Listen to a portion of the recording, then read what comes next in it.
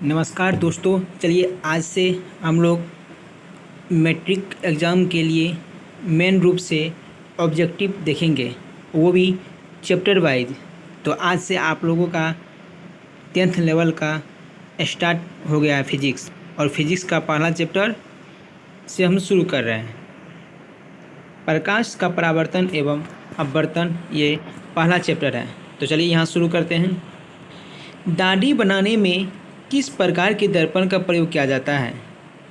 तो जैसे कि हम लोग जाते हैं दाढ़ी और केस बनाने के लिए, तो उसमें जो है अधिकतर नाई के पास वो जो दर्पण होता है वो क्या होता है? तो वो अवतल दर्पण होता है। तो चलिए नेक्स्ट देखते हैं कि गोलीय दर्पण में फोकसांतर एवं वक्रता त्रिज्या के बीच संबंध क्या होता है? तो इसका आंसर हो जाएगा आपको सी, F बराबर R/2।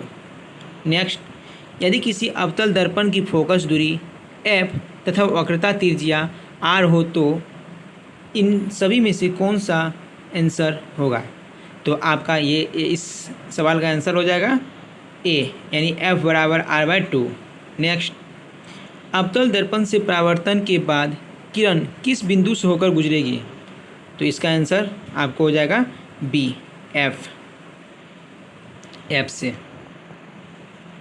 किसी दर्पण से वस्तु को कहीं भी रखने से वस्तु के बराबर आकार का सीधा प्रतिबिंब बनता है, तो दर्पण होगा समतल दर्पण। यानी कहा गया है कि समतल दर्पण में जो है आप कहीं भी वस्तु को रखें तो वस्तु के बराबर आकार का सीधा प्रतिबिंब बनता है। यानी इससे स्पष्ट होता है कि आपको यदि दे दे कि वस्तु के बराबर आकार का और सीधा प्रतिबिंब किस दर्पण के द्वारा बनता है, तो आप सीधा समतल दर्पण को आंसर करेंगे। नेक्स्ट, प्रकाश के अपवर्तन के कितने नियम हैं? तो प्रकाश के अपवर्तन के 2 नियम होते हैं। नेक्स्ट, प्रकाश का वर्ण विक्षेपण किस उपकरण से संभव होता है? यानी प्रकाश का वर्ण विक्षेपण किसे कहते हैं? तो ये जो है प्रिज्म उपकरण से संभव होता है। तो इसका आंसर हो जाएगा सी। देखिए, आपको हम यहाँ से क्वेश्चन बता रहे हैं कि वर्ण विक्षेपण क्या है। यानी जब हम प्रकाश को किसी प्रिज्म से गुजारते हैं तो वो प्रकाश 7 रंगों में विभक्त हो जाते हैं। इस रंगों को विभक्त होने की क्रिया को क्या कहते हैं? वर्ण विक्षेपण कहते हैं। जिसमें सबसे ज़्यादा बैंगनी रंग विक्षेपित होती है, लेकिन लाल रंग बहुत कम ही विक्षेपित होगी। चलिए तो नेक्स्ट देखते हैं। किसी गोलीय दर्पण की वक्रता त्रिज्या 50 सेंटीमीटर है तो उसकी फोकस दूरी कितनी होगी? तो 25 सेंटीमीटर होगी। यानी गोलीय दर्पण की वक्रता त्रिज्या फोकस दूरी की दुगुनी होगी, या तो कहे तो फोकस दूरी वक्रता त्रिज्या का हाफ होता है। यानी F बराबर R/2, इससे पहले किए थे। नेक्स्ट, 1 मीटर फोकस दूरी वाले उत्तल लेंस की क्षमता होगी, कितना होगी?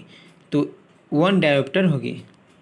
नेक्स्ट, किसी उत्तल लेंस की फोकस दूरी हमेशा होती है, यानी जब उत्तल लेंस बोल दे तो उसका फोकस दूरी हमेशा पॉजिटिव होती है। प्रकाश का वेग न्यूनतम होता है। प्रकाश का वेग कहाँ न्यूनतम होता है? तो कांच में न्यूनतम होता है। निम्नलिखित में से कौन सा पदार्थ लेंस के बनाने के लिए प्रयुक्त नहीं किया जाता है? यानी लेंस बनाने के लिए जल, कांच, प्लास्टिक का प्रयोग करते हैं, लेकिन मिट्टी का प्रयोग नहीं करते हैं, अर्थात मिट्टी आंसर हो जाएगा। काल्पनिक प्रतिबिंब होता है, यानी काल्पनिक प्रतिबिंब कैसा होता है? तो काल्पनिक प्रतिबिंब सीधा होता है। नेक्स्ट, किस दर्पण से हमेशा वस्तु से छोटा प्रतिबिंब प्राप्त होगा? तो उत्तल दर्पण से वस्तु का प्रतिबिंब हमेशा छोटा प्राप्त होगा।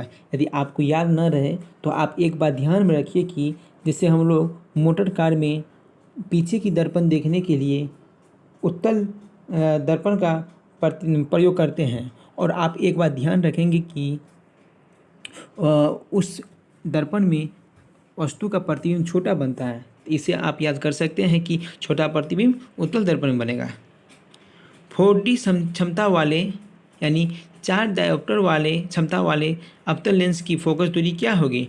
तो आंसर हो जाएगा 25 सेंटीमीटर। यानी आप इसका एक सूत्र होता है कि 100 बटे ये जो आपको क्षमता दिया रहेगा उससे भाग दे दीजिए। तो 100 में से 4 से भाग दीजिएगा तो 25 सेंटीमीटर हो जाएगा। इस प्रकार किसी भी सवाल को बना सकते हैं। नेक्स्ट, किसी उत्तल लेंस का फोकसांतर 50 सेंटीमीटर है तो उसकी क्षमता क्या होगी? यानी 50 सेंटीमीटर दे दिया तो उसकी क्षमता होगी 2 डायोप्टर। अभी आपको बताए थे कि 100 में से इस न्यूमेरिकल वैल्यू से भाग दे दीजिए। तो 100 में 50 से भाग देंगे तो 2 हो जाएगा आंसर। किसी दर्पण से वस्तु का बड़ा प्रतिबिंब बनता है, यानी किस दर्पण से वस्तु का बड़ा प्रतिबिंब बनेगा? तो अवतल दर्पण से। तो यहाँ से हम आपको बता रहे हैं कि समतल दर्पण में वस्तु के बराबर प्रतिबिंब बनेगा, उत्तल दर्पण में वस्तु से छोटा प्रतिबिंब और अवतल दर्पण में वस्तु से बड़ा प्रतिबिंब बनेगा। नेक्स्ट, 2 डायोप्टर क्षमता वाले लेंस का फोकसांतर होगा। तो 100 में 2 से भाग दे दीजिए तो 50,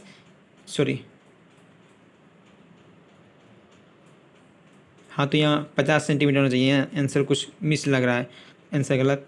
यहाँ 50 सेंटीमीटर हो जाएगा। नेक्स्ट, प्रकाश के परावर्तन के कितने नियम हैं? प्रकाश के परावर्तन के 2 नियम होते हैं। समतल दर्पण द्वारा बना प्रतिबिंब कैसा होता है? तो काल्पनिक होता है। समतल दर्पण द्वारा बना प्रतिबिंब काल्पनिक होगा। जब प्रकाश की किरण हवा से कांच में प्रवेश करती है तो वो मुड़ जाती है। कहाँ मुड़ जाती है? तो अभिलंब के निकट मुड़ जाती है। यानी जब हवा से कांच में प्रवेश करेगी तो अभिलंब की ओर मुड़ जाएगी। किसी दर्पण से आप चाहे कितनी भी दूरी पर खड़े हो उसका प्रतिबिंब सदैव सीधा प्रतीत होता है। या या किस प्रकार के दर्पण में संभव है? तो या तो समतल या तो उत्तल में। फोटोग्राफी कैमरा का अभिदृश्यक होता है, उत्तल लेंस होता है। साइड मिरर के रूप में प्रयुक्त होता है, यानी तभी बताए थे कि मोटरसाइकिल के बारे में, तो उसमें होगा उत्तल दर्पण। और उत्तल दर्पण से प्रतिबिंब छोटा बनता है।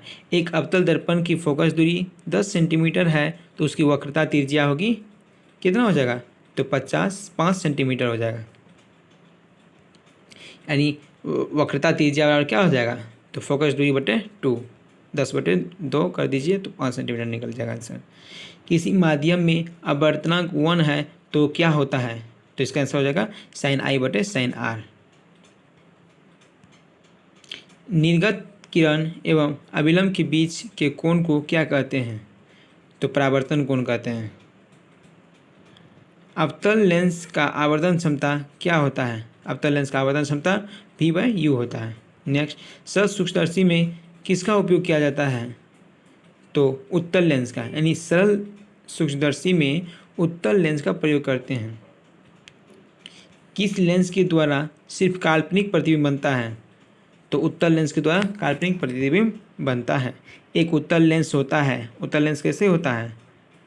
तो किनारों की अपेक्षा बीच में मोटा।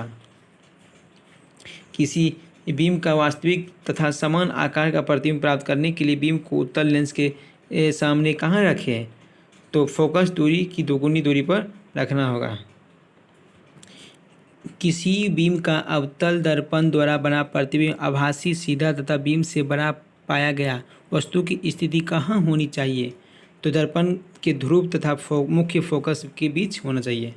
नेक्स्ट, किसी गोलीय दर्पण तथा किसी पतले गोलीय लेंस दोनों की फोकस दूरियां -15 सेंटीमीटर है तो दर्पण तथा लेंस संभव है।